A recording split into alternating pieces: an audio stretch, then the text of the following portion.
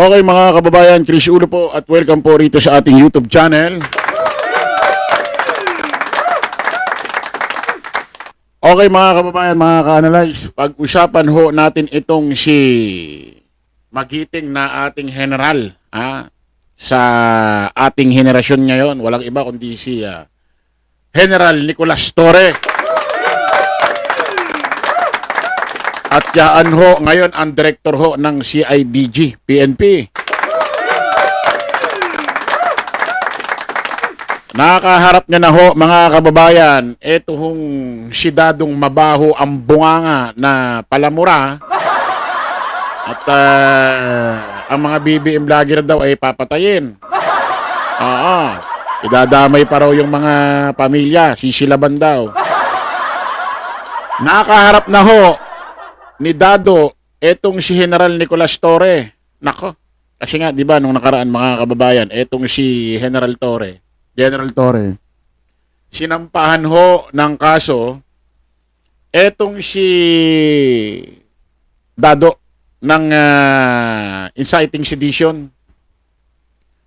Sabi niya nung nakaraan, hindi niya na raw haharapin yan. Wala na siyang plano. Hinihintay niya na yung warrant. Warrant na lang daw, wala na raw hindi niya na raw haharapin. Hintay niya raw yung warrant, tsaka siya lalabas. Magiging ano pa raw siya, parang magiging bayani o sisikat daw.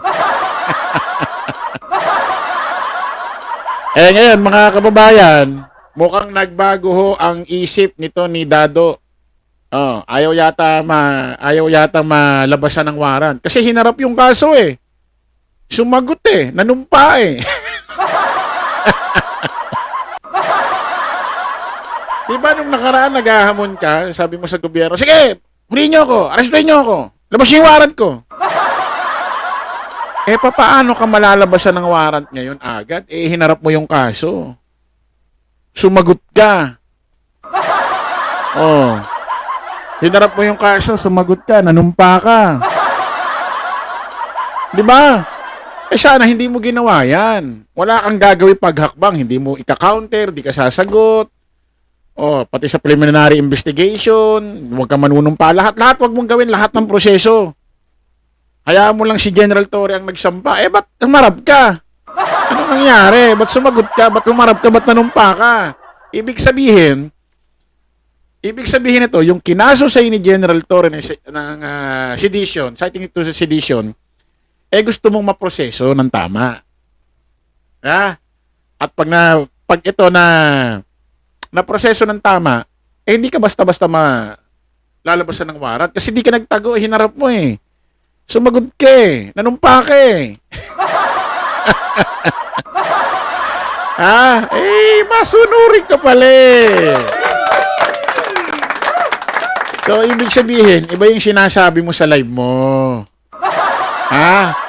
Iba yung sinasabi mo sa live mo sa sinasabi mga pinambobola mo sa mga follower mo. Sabi mo nga yung unang live mo nung Enero, no, after lang ng New Year, pagpasok lang ho ng January 1. Sabi nito si PBBM daw, hanggang January na lang eh. Eto, magmamarso na, si PBBM pa rin ang nakaupo. Ang hilig mo kasi i-content, ang hilig mo kasi i-live yung mga imahinasyon mo. Alam mo yung mga sinasabi mo na yan, imagination mo lang.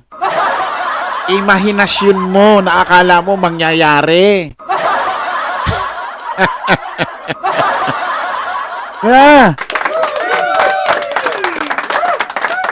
Ito mga kababayan, kasi alam niyo naman itong araw na ito si General Torre, kinasuhan na rin itong demonyong ito. Itong si dating presidente. Sorry.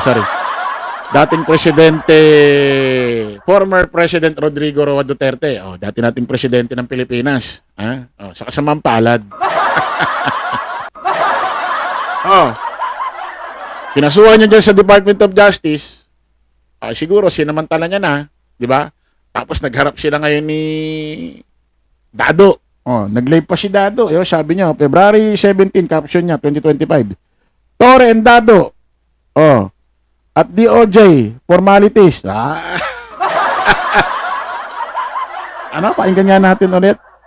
February 17, 2025, Torre and Dado at DOJ formalities. Ah!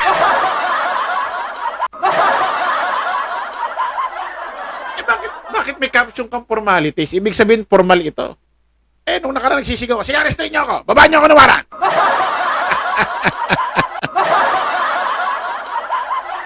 Hindi ka naman pwede babaan basta ng warrant, especially kung sumusunod ka sa proseso ng hearing, proseso ng kaso. Diba? Tapos sabi niya, lalabas ako, bababa ako, lulutang ako dyan. Ang mangyayari pa niya, magiging bayani ako, sikat ako dyan.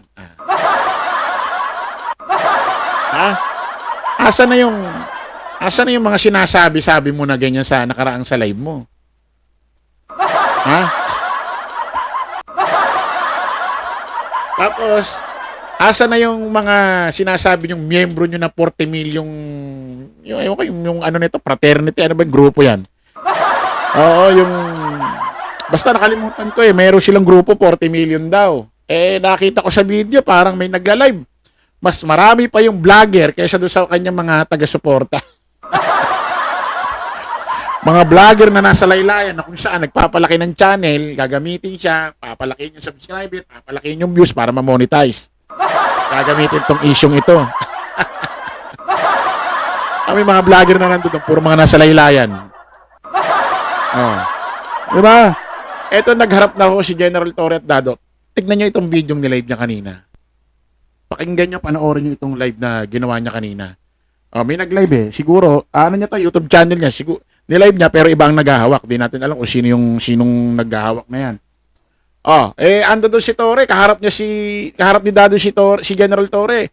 Aba, ito si Dado nakatingin lang, nakatitig doon sa prosecutor. Ayaw mo lang ibaling yung mata. Albawa, ako si Dado. Ito si General Torre. Ito, mesa to. Andito yung prosecutor, may mga hinahawak na mga documents. Aba, ito si Dado nakaganon lang. Ayaw talagang bumitaw sa tingin ng prosecutor. Di mo lang gumayon yan.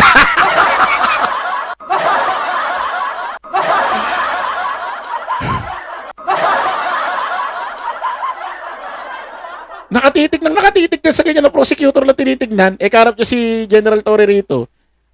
Hindi mo lang makaganyan, no?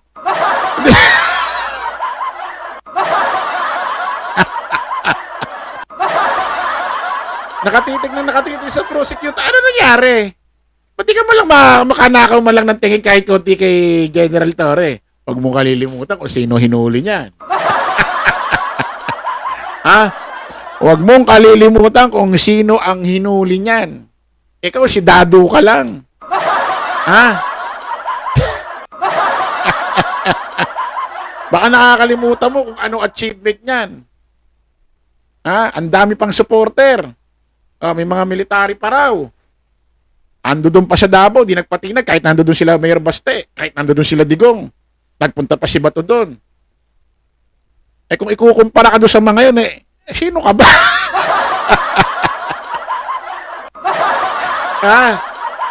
Hindi mo naman masisindak ng ganyan-ganyan yan. Sabi ko nga sa'yo, yung tapang mo, Dado, panahon pa yan ng henerasyon nyo. Hindi na makakapamblap sa ganitong henerasyon yan, 2025. Iba na ngayon. Yung tapang mo, pangkalaasyong salongga. Mga lumang henerasyon na. Wala na yan. Pakinggan nyo ha. Tingnan nyo itong video to. Have you read the same, sir? Have you read the contents of your content of it? Yes, sir. Complete affidavit? Ayan, We anong swear pa that si the contents of the General complete Torre? affidavit is true based on your personal knowledge. Yes, sir. Sir, do you understand that any untruthfulness in the complete affidavit may result to the filing of charges for perjury? Yes, sir. Yes, sir. That's it. Ano ito? Ano ko lang kasi nire-refer mo ako.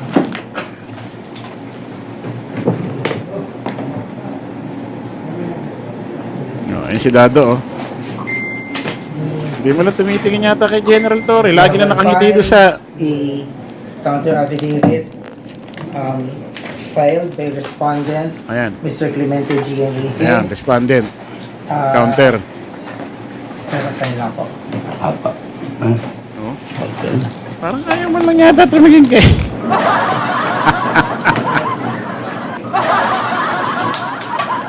Ano ito? Ito. Hindi. Yan, tama. Ito. Kaya din to. Nagre-record. Ah, ganun ba?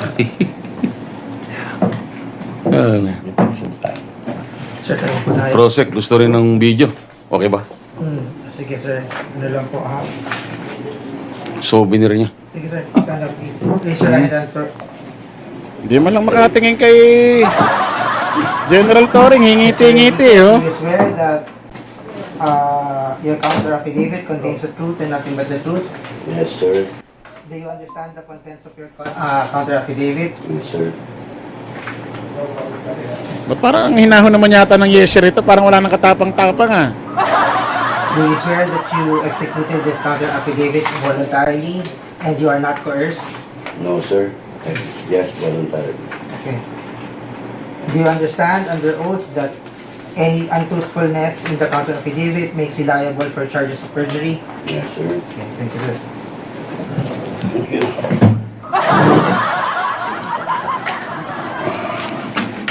Oh. Mahaba Mga man ang kababayan.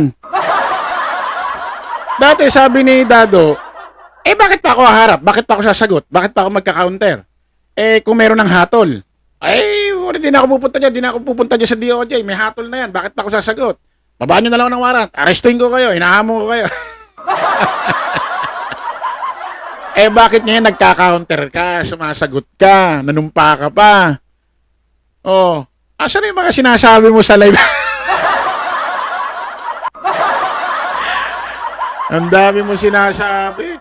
Bakit pa ako haharap? Ba't sasagutin ko pa yan? Ba't magka-counter pa ako kung may desisyon na naman ng korte? Oh. Anong ginagawa mo ngayon? Hindi ba pagharap yan? Hindi ba pag-counter yan? Hindi mo ba sinasagot yung dinimanda sa'yo? Isa lang ibig sabihin yan. Ayaw mo rin mababaan ng waran. Kaya sumasagot ka. Gusto mo maproseso.